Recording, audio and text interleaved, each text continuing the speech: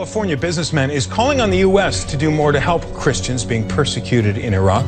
Mark Arabo is a prominent leader of the Chaldean community, a Christian community, an ancient one that is now literally being threatened with disappearance. He joins us from San Diego, California. Thanks so much for being with us. It sounds, frankly, like a nightmare. A group of extremists bent on atrocities is now openly and officially targeting Christians in Iraq. What's going on? This is truly a living nightmare that's not going away. Christianity in Mosul is dead, and a Christian Holocaust is in our midst. 7 weeks ago, we went to Washington, D.C., and we actually were calling this a Christian genocide. And since then, day by day, it's getting worse and worse. More children are being beheaded. Mothers are being raped and killed. Fathers are being hung. But right now, 300,000 Christians are in Iraq, fleeing, living in neighboring cities, just wanting a chance not just to survive, but to live. And we've been calling on State Department. We had a meeting at the White House last week with Ben Rhodes, myself and other Chaldean community leaders throughout the country.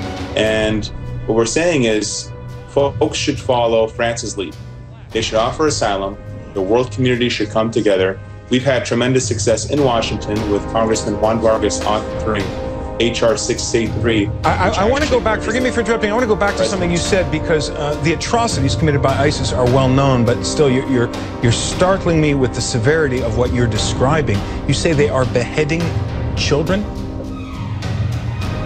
They are systematically beheading children and mothers and fathers. The world hasn't seen an evil like this for generations. There's actually a park in Mosul that actually beheaded children on a stick, and they have them in the park. This is crimes against humanity. The whole world should come together. This is much broader than a community or a faith. This is crimes against humanity, and they're doing the most horrendous, the most heartbreaking crimes you could think of.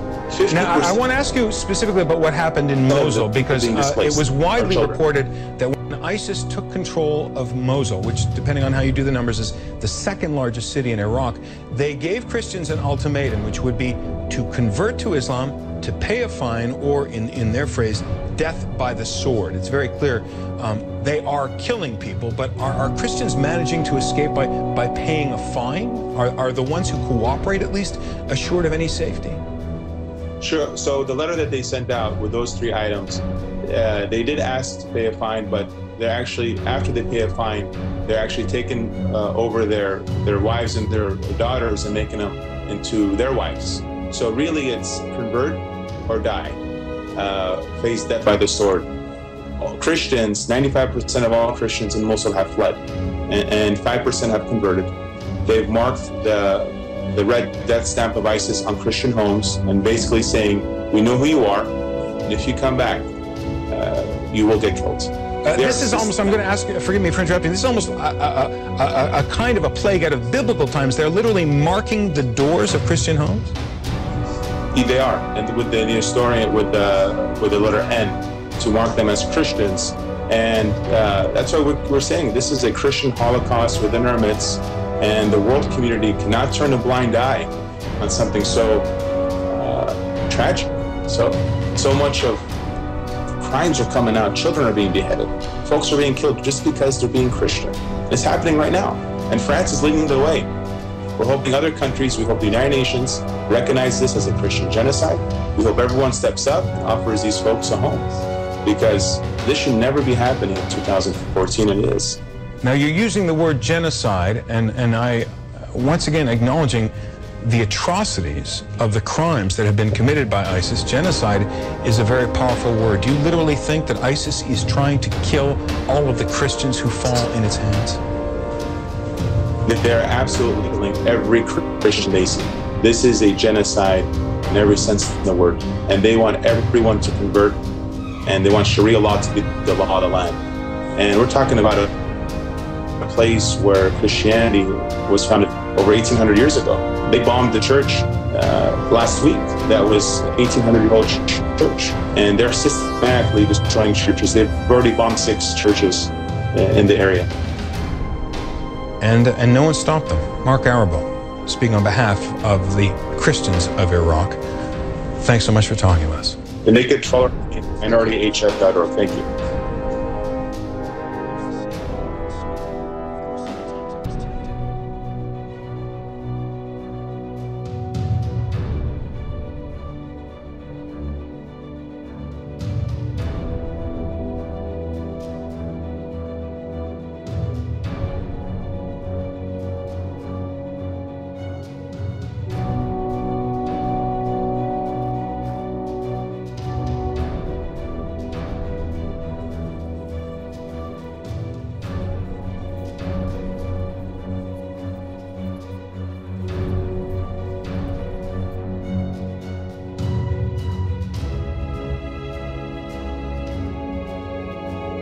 Humanitarian crisis of incredible proportion where thousands of young people, while they're being transported by these coyotes, young women are being raped, they're falling off trains, terrible things are happening.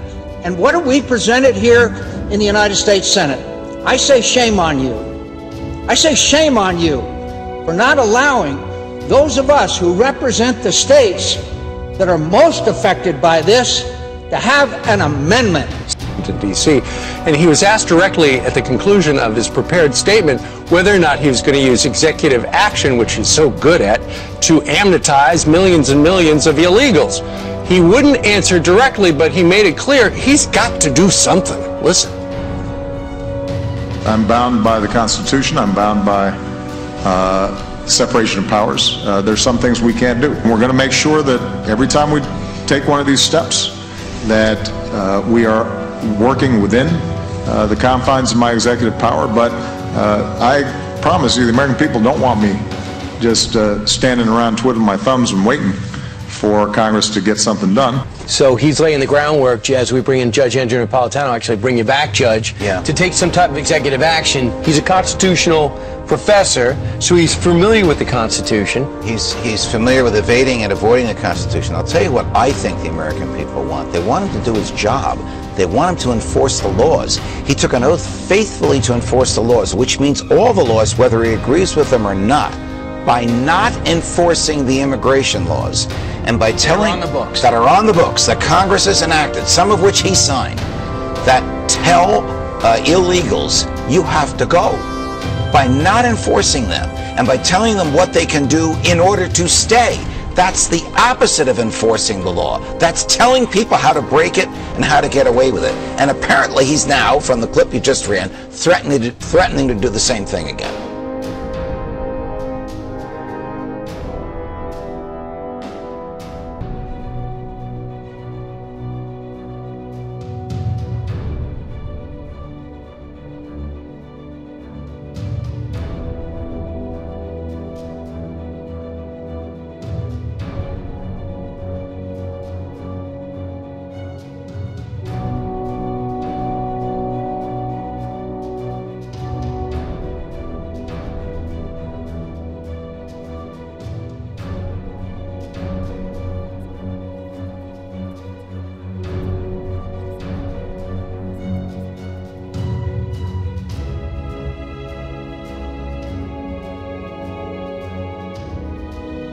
Our news promising tonight, English in the Texas public schools. Texas Education Code says, quote, English is a basic language of the state. Public schools are responsible for providing a full opportunity for all students to become competent in speaking, reading, writing, and comprehending the English language, unquote. But when the principal of the Hempstead Middle School, a suburb of Houston, encouraged students to use English in the classrooms, she was harshly criticized. And then Amy Lacey did not have her contract renewed. In effect, she was fired. Joining us now from Washington, Laura Ingram, who has been following the stories. How could this happen in Texas, one of the most conservative states in the Union? How could it happen? I'm surprised, Bill, it doesn't happen, frankly, more often, given the PC thought police crowd that dominates our public school system and really dominates our culture right now. You've documented time and again how there's this this red line. We don't really know where the red line is at any given point, but there's a red line that the left will establish and reestablish. Maybe one day it'll be you can't tell people to speak English. The next day it'll be you can't refer to the Washington Redskins as the Washington Redskins. Next day it'll be you can't ever say that bilingual education is a bad thing, right? We don't know where that red line is, but if you cross that movable red line, you will be drummed out of public life, perhaps. You will be terminated. You'll be fired. Right. You'll be harassed. You'll be called all sorts of names. And this is what this poor teacher came up against. She came up against this movable red line where they decided to make an example of her. Don't you dare make us speak English. Don't you dare tell us. It wasn't even